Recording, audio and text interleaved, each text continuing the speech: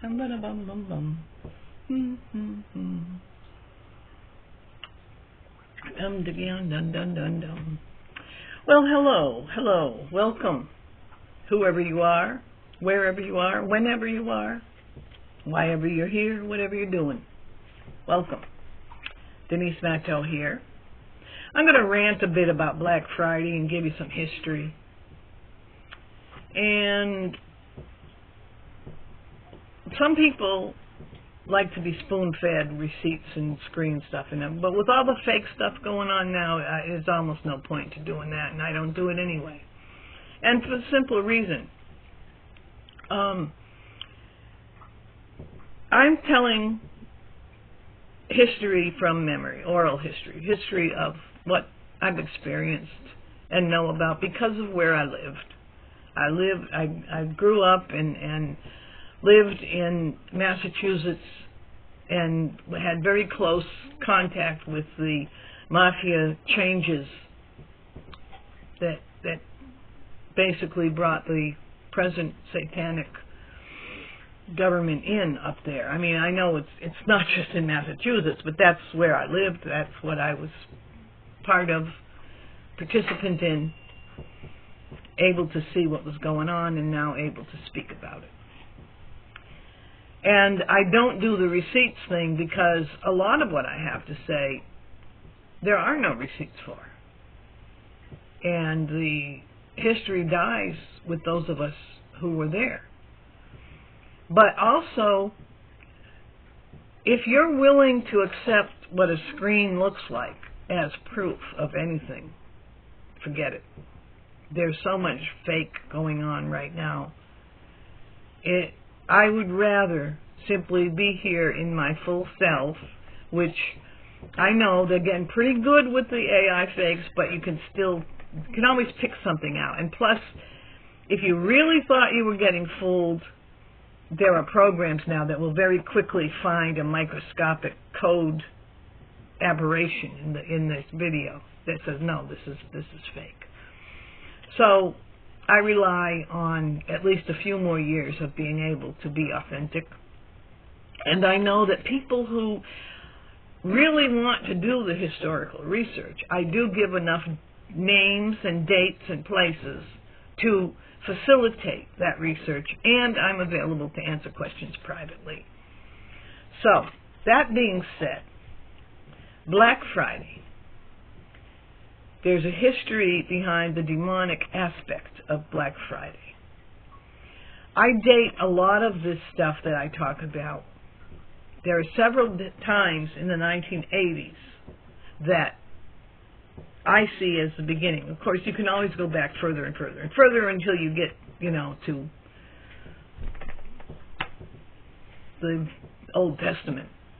But the period that we're in now, this wave of satanic energy and organization and social takeover, I date it back to, started out in the 1970s, but really came into its own during the 80s and early 90s. 1988, there was a murder of a 12-year-old boy, James Bernardo. James Bernardo's father was a paper mill worker. The paper mills in Berkshire County were among several of the older paper mills, and paper making was really a New England industry. So most of the old mills were in New England. And only a few of them that were still in production had the right kind of machinery to make old school currency. Okay? The dollar bills that you use now with the little strips of, smart thread or whatever they have in them, those date back to the 90s. That's when that technology came in. But in the 1980s, it was still old school. And every 3 or 4 years, I believe it was every 3 years, the currency contract for the federal government came up for bid. By law, it had to be bid on. In reality, it always went to Crane Paper Company up in Dalton, Massachusetts. But there had to be, you know, it was like a gentleman's agreement that, no, we're really not going to release this to a new company. But what would happen is the paper mills would all come up to bid for the contract. And the mill workers knew this. And they also worked on, part of the bidding process was you made samples to present, as this is what we would do for currency paper. And James Bernardo's father was working in one of those mills. He worked at the Housatonic mill in Great Barrington. James Bernardo and my daughter were the same age.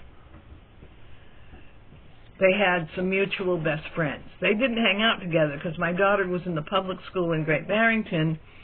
Bernardo was in the parochial school in Pittsfield. And he lived in Pittsfield with his mother, but he had grandparents down in Great Barrington and often spent weekends in Great Barrington. His murder was a satanic sacrificial ritual, and it was connected to this group that now controls Massachusetts and seems to control a lot of the United States, although making a pretty good move to take it all back. But I'm not looking at the political level. I'm looking at the historical, social, spiritual level of what happened. There was an argument between James Bernardo's dad and a crooked cop known as Bootsy. He was a cop in Great Barrington. Bootsy was the dare cop.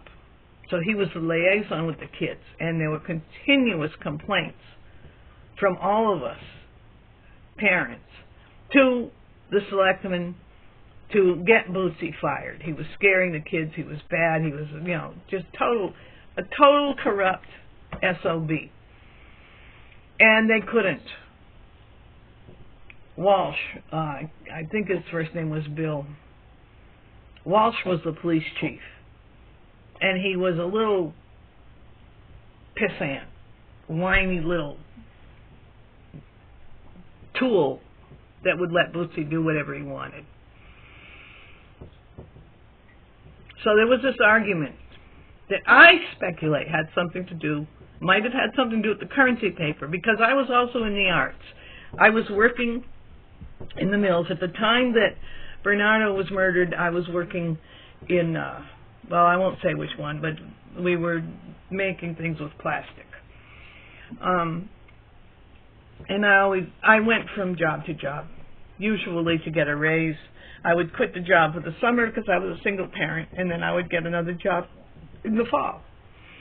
And that was a perfectly fine way to live. Earned enough money to get by, raise my child. It was a respectable way for the working class to live, because we were, you know, the working class had respect in those days. So anyway, Beckwith is this crooked cop. He's in this argument. And the argument happened in a few weeks before James Bernardo, age 12, disappeared. The police, and if you are one of the researchers, get into the Berkshire Eagle newspaper archives, and you will see that when Bernardo disappeared, there were actually news stories because the Pittsfield Police Department announced publicly that they were not making a high priority to look for the boy because he was probably a runaway. And Bootsy was behind that. Bootsy, the DARE program officer, was also one of the crooked cops who were overseeing parties that were taking place on the roof of a certain apartment building on Railroad Street in Great Barrington. I know this because I was one of the stricter parents who would not allow my daughter to go places that other kids were being allowed to go. Her best friend was a girl who could get away with a lot because she could tell her mother she was at her father's place. Her parents obviously were divorced. And she could tell her father she was staying home with Ma this weekend. So each parent thought she was with the other parent when she was off being a bad girl. And she was my daughter's best friend, and, you know, and her mother and I were friends also. We were both very involved in the arts. And so it was just one of those things that you know, you get into as families. But this is why I know about this stuff, okay? Bernardo, the little boy, was written up in the papers as having a personality such that he could be very devout, very conscientious, and he would go to confession, and he would publicly express concern that he had been a bad boy. So he was an adventurous boy who could sneak a cigarette with the other boys, and he went to those parties. And then he had a conscience, and he would go to confession, and he would sometimes maybe say things that other people realized he was trying not to do these things. So this argument that happened between Bootsy and James's father a few weeks before James's disappeared, I speculate may have been connected to the currency, but the argument was about Bootsy talking to the boy. Bernardo Sr. was trying to get Bootsy to leave his kid alone because he was scaring the kids. And also, they were openly bringing the kids to smoke pot at those parties. The DARE program was well known to be openly, and this is if you go through the archives of arguments about DARE, you'll see that people were criticizing the actual written curriculum of the DARE counselors, the DARE policemen, was that they were teaching kids that they had the right to choose to use drugs. The DARE people argued that no, they were teaching the kids how to make responsible decisions. And the parents were arguing that a 12-year-old isn't ready to be making those decisions. The 12-year-old just needs to know that he damn well better not touch the stuff, which I believe was the correct attitude. But anyway, you see the structure here, what's going on. And it was known, and it was reported in the paper, the same newspaper that reported that the chief of police in Pittsfield had announced that they were not making this a high priority because they considered that 12-year-old boy to be a runaway, which doesn't make sense because police departments normally do not refuse to search for a 12-year-old runaway. That's not normal. Even back then, that was not normal. But the other thing was that it was known Bootsy had scared that kid by telling him that his father, in fact, that's what the argument was about. Bootsy had told James Bernardo, in the weeks before James Bernardo was kidnapped, that his father was going to go to jail because the kid was misbehaving. Now, the only reason Bootsy would have even had an interaction with him was that it was in Great Barrington. So we knew the cops were running those parties, but they were also blackmailing the kids. And there was fear that because James Bernardo was a devout Catholic, 12 years old, 1 week he's down with the bad boys, sneaking cigarettes. The next week he's at confession and being an altar boy. And Bootsy and the other Great Barrington cops were fearful. They were paranoid because obviously he could talk a lot about what was going on. And on top of it, his father was one of the paper mill workers who would have been on the projects with those currency contracts. So there were connections, you see. Now, how do I know about these connections? Okay, the currency paper that was always made at Crane would always be bid on by certain companies, which included the Housatonic Paper Mill. The Housatonic Paper Mill used to make Strathmore paper, art paper.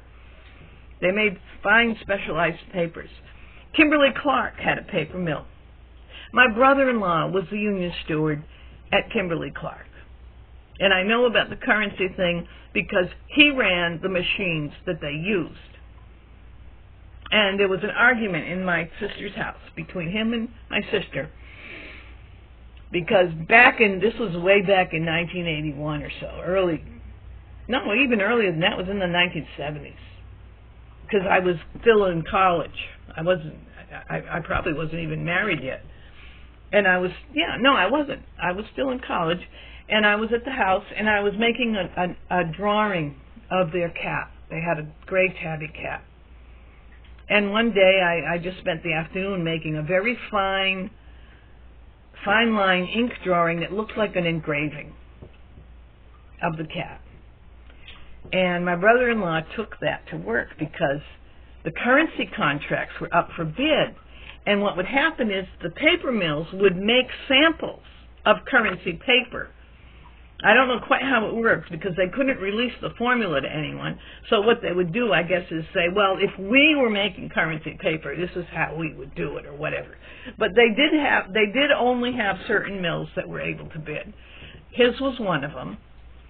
And he had taken the drawing to brag to his good buddies that, hey, let's get some of that paper and get my wife's kid's sister. Look what she can do, and that was a big joke. But the argument was my sister freaked out. Now, my sister was not union. My sister was GE management, and it made for very interesting family dynamics. She was all up there with the evilest of evil of Irish Mafia. Jack Welch and the people that ran GE, this was during the years that Whitey Bulger was running things, okay? Now, at my brother-in-law's level, it was like union guys stick together and take care of things.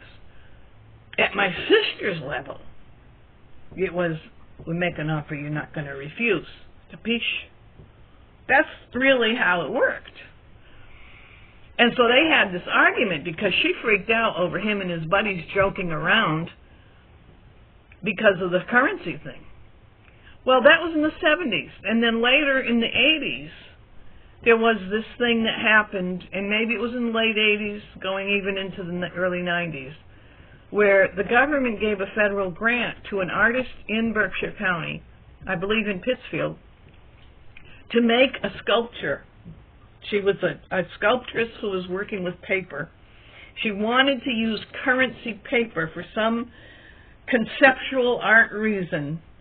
And you really couldn't have, it's illegal to have crates and crates of shredded currency. When dollar bills are worn out, the Treasury Department takes the paper, shreds it, and gets rid of it. Especially back then when they didn't have these little smart thread things that they put in the currency now. And that was something that was a bit of an argument because everyone understood why you couldn't just get that much currency paper and shred it up. Because it had to do with being able to create counterfeit money.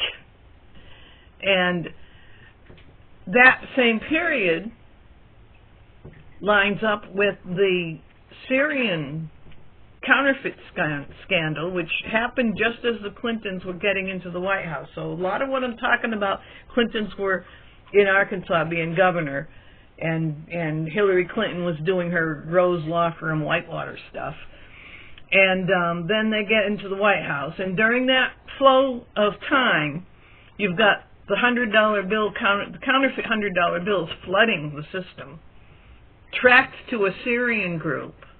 Nobody knows how they got the ability to make the paper, because that was the key, that these counterfeit bills were on real currency paper. And nobody knew how they did it.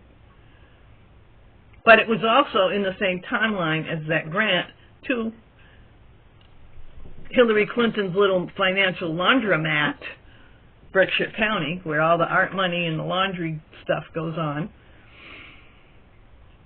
Interesting set of dots.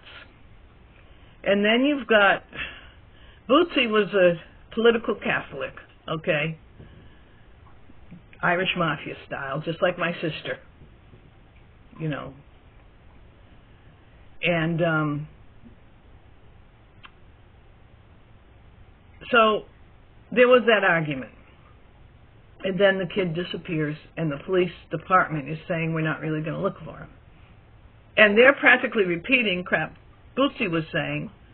And people, and there were letters to the editor and stuff, people are arguing about the fact that the police had been refusing. We had our kids were being followed by stalkers. Like, we parents in Great Barrington, this was before Bernardo was killed. We had to set up little watch teams to make sure to keep our kids safe, watching them walk from school to home. And we set up our own security teams because the police flat out refused, and they threatened us if we asked for more safety for the kids. They threatened us with being bad parents. I mean, my daughter at one point was frightened by somebody 2 o'clock in the afternoon. She would go from school to the library, and I would pick her up at the library and take her home. And somebody had frightened her. And, I made a report.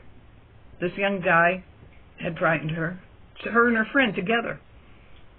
And the police were like, well, what are you letting your kids out at 2 o'clock on their own? I said, 2 o'clock in the afternoon, they're not allowed, they walk home, they don't take the bus they live too close to take the bus. We had to set up security around them. So we knew something was up with child trafficking and the cops, particularly Bootsy. And we knew Bootsy was involved in that argument about a few weeks before Bernardo was kidnapped. We knew that there was reason. When the whole thing went down, we realized that there was reason for him to be paranoid if the little boy was prone to feeling remorse and going to confession. There was always a chance that the priest might speak out of turn and report something. A priest couldn't divulge anything that was said to him in a confessional, but if a kid is regularly speaking up about things like Bootsy Beck was threatening him and stuff, that priest can find a way to say something to somebody, and there was always a fear that could happen. So all this stuff went down. Now, what's this got to do with Black Friday? Did I open this up with I'm going to talk about Black Friday? I'm remaking this video because I got interrupted the first time. But yeah. So in the 80s, you had that. The murder of James Bernardo was in fact a ritual killing. He was kidnapped from Pittsfield by a man named Louis Lent, L-E-N-T. His first name spelled L-E-W-I-S. Louis Lent. Lent kidnapped him from Pittsfield and took him to Newburgh, New York. Upstate New York, small town. He was found during the hunting season, close to Thanksgiving. The body was found, but it had been dead, and they speculate that it had been killed around Halloween. And it was a few days before Halloween, as I recall, that he disappeared. He was considered to be a runaway because he had had an argument. He was scared of Bootsy, and he had told somebody that Bootsy was telling him that his father was going to be arrested and it was going to be his fault because he was a bad boy. Now, this is the other thing. The Great Barrington Police Department was blackmailing the children. We didn't understand what was going on. We were continuously at the selectmen's meeting demanding that they do something about this cop or that cop, mostly about Bootsy. Bootsy was the federally funded DARE cop who was protected and even openly bullied the chief of police, whose name was Walsh, who, as I think I said at the beginning of this video, was a disgusting little pissant. That's what was going on. Now, at the same time, the New York Jewish community was moving into Berkshire County. Like, they always had summer homes and stuff there. And during the 80s, it became possible to earn your living as a professional career, stockbroker or lawyer or whatever, and not have to live in Manhattan. So a lot of these people found, well, they'd convert their beautiful summer homes into permanent homes, and they moved up, and they, started attending the town meetings and stuff and trying to affect everything. One of the first things they did, of course, people don't remember this, but the Salvation Army used to have bands of musicians who sang Christmas carols. This was how they rehabilitated alcoholics back in the day when it could be done. They gave them something beautiful and creative to do, and they really got their lives together. And Christmas was wonderful because you had people singing beautiful songs about love and peace and goodwill to men. And then the New York Jews came into every single town meeting and insisted that had to stop. And our other things that were going on, the Christmas nativity scene on the town hall square, and the other bands playing music in public, making the shopping season into a festival, all had to stop because the New York community, Jewish community, was on the warpath. And it was every single time it was a Jew from New York City in Berkshire County standing up the meeting that we had to argue with. It was never a Muslim. Okay? Now, I'm not supporting the things Muslims do, because I recognize today that Islam and Judaism are the same religion. They're the exact same religion. That's why a devout Muslim wants to, at least once in his life, make his pilgrimage to Mecca and do a circumambulation around the black cube Kaaba that represents their God. And the devout Orthodox Jew wears an exact scale model of the Kaaba on his head as prayer protection while he recites his prayers. You look it up. Look at the phylactery. That's the name that, if you look up phylactery, P-H-Y-L-A-C-T-E-R-I-E-S,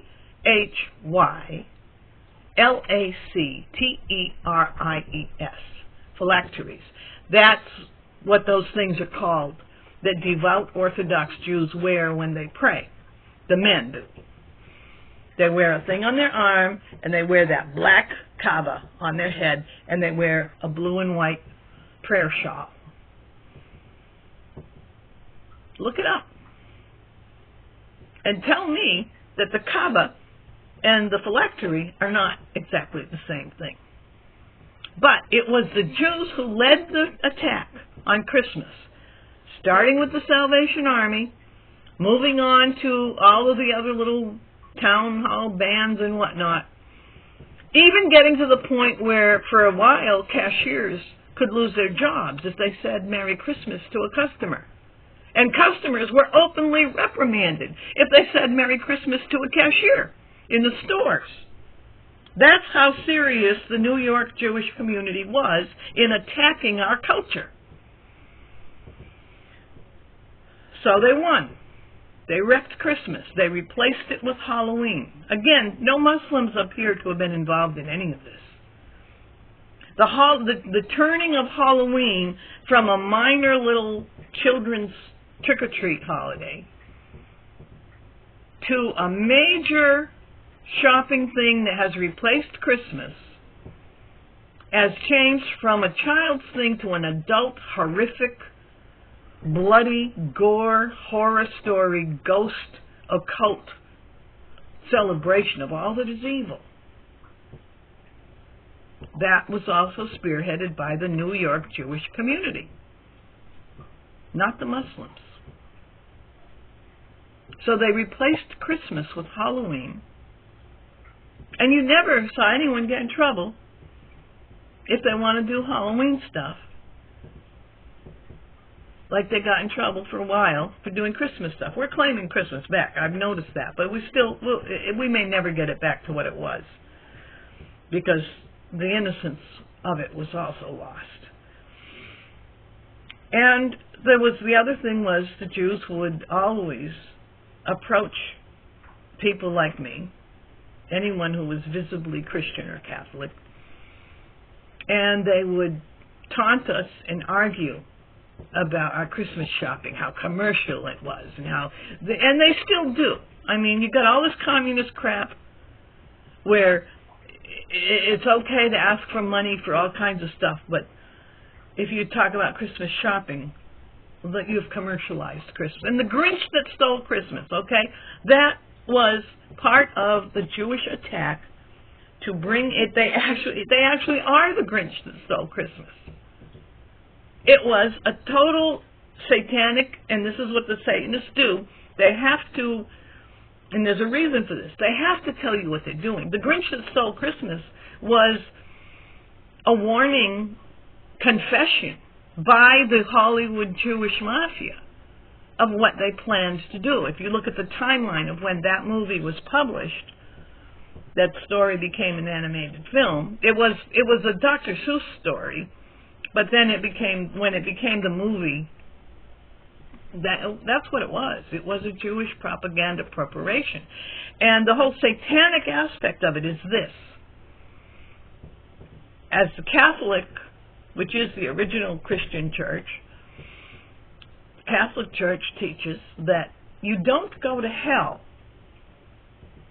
No matter what kind of sin you've committed, you don't go to hell if you didn't know you were sinning.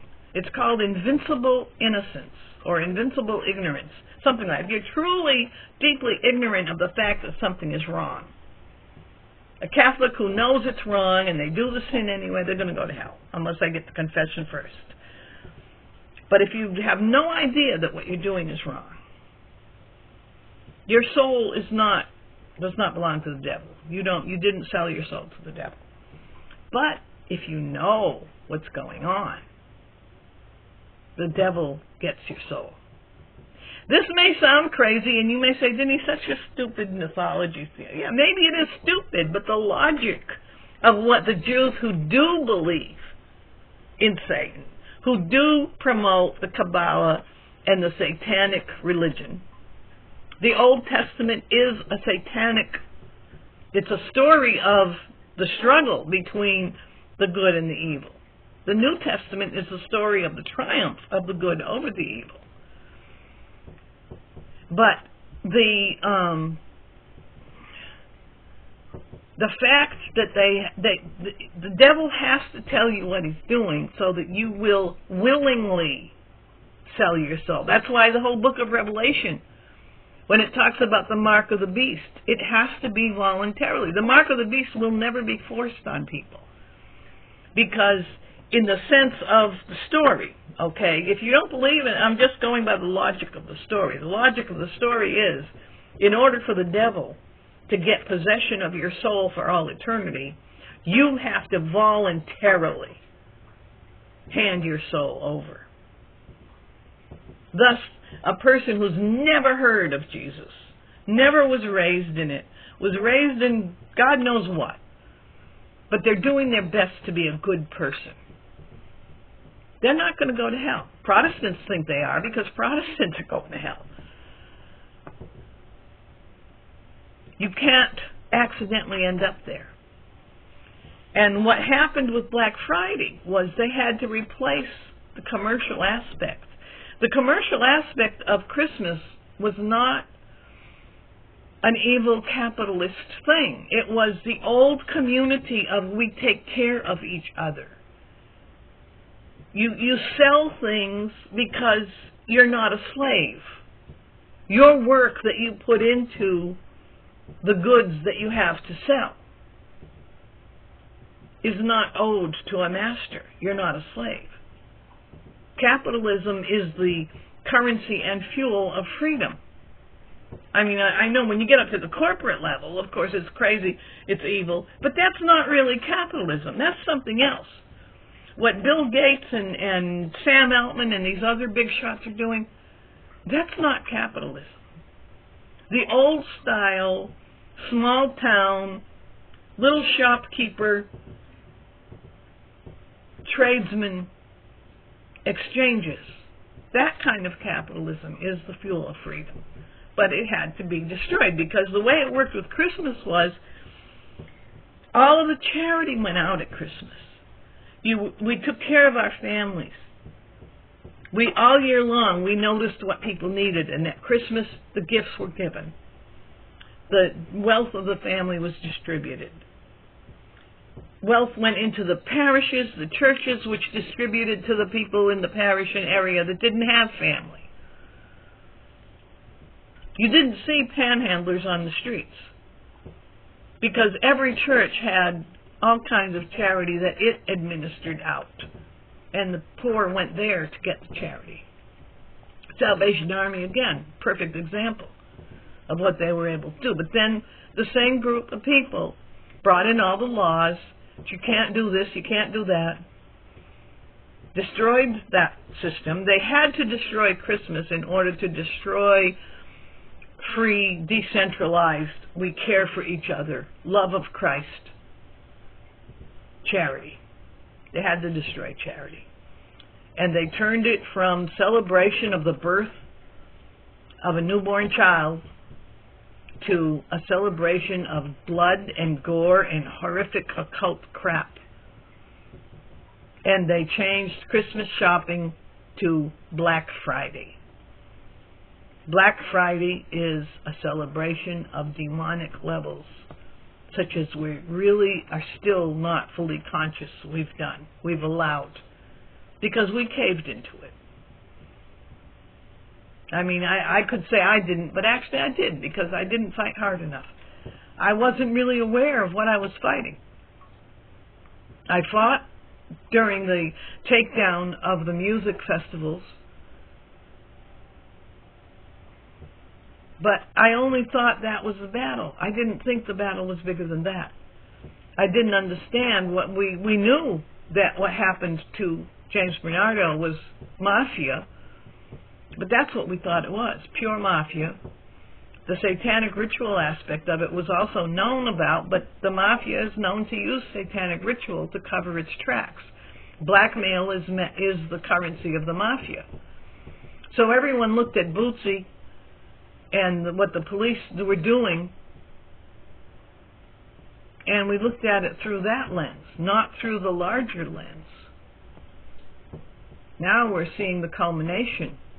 The Jews who destroyed Christianity in New York and Massachusetts and the Northeast and all over the country, but that's where they were. That's what I know about, because that's where I was.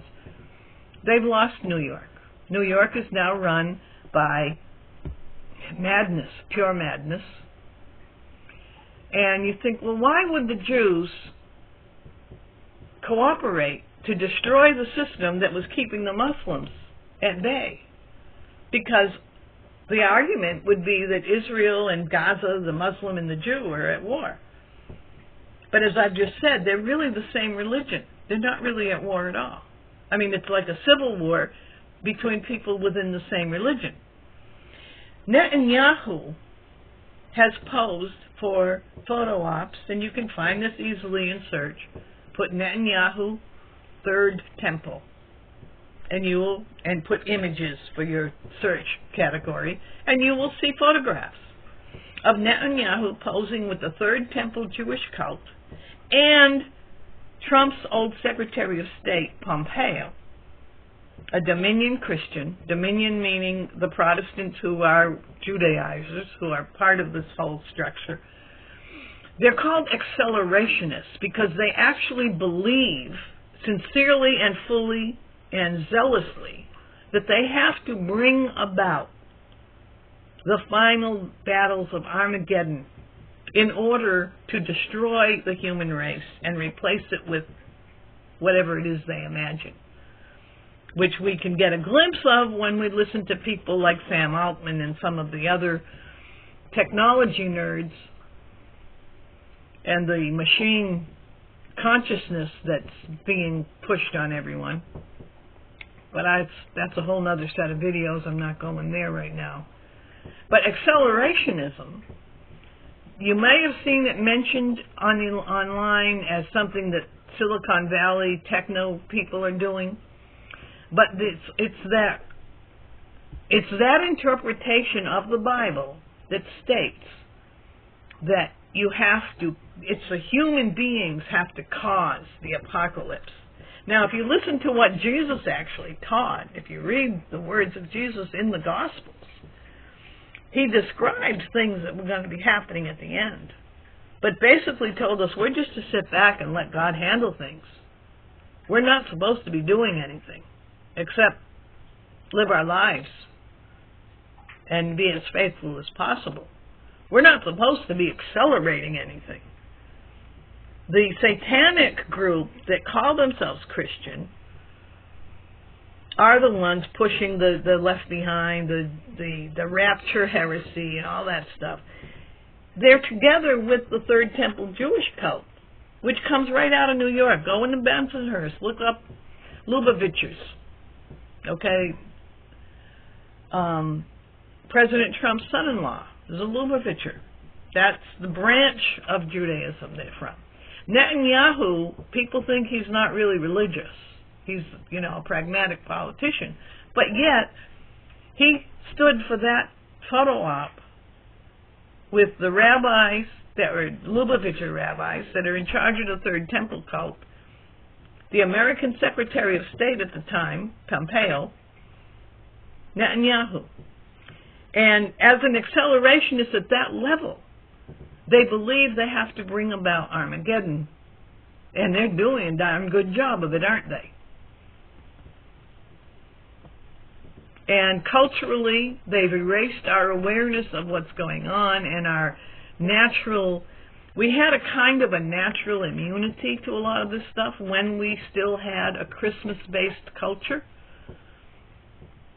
And that's been gone for years. That's why we're watching our children collapse in these horrific drug school programs with, genital mutilation being done by the teachers or promoted by the teachers, and the parents being told by people like the governor of California that they don't even have the right to object to their children being subjected to perversion and real genuine genital mutilation of boys and girls. And it's Black Friday is their day, the day of these demon-worshipping creeps. I mean, there's no words I can say strong enough, even if I felt like violating whatever I haven't already violated. There's no words strong enough to describe what Black Friday really is, what these people really have accomplished. But it's not over yet. We're taking it back. God bless some, have mercy on some, to hell with the rest. Thank you for watching this. Please share it, subscribe, do all that good stuff. Denise Matteau, over and out.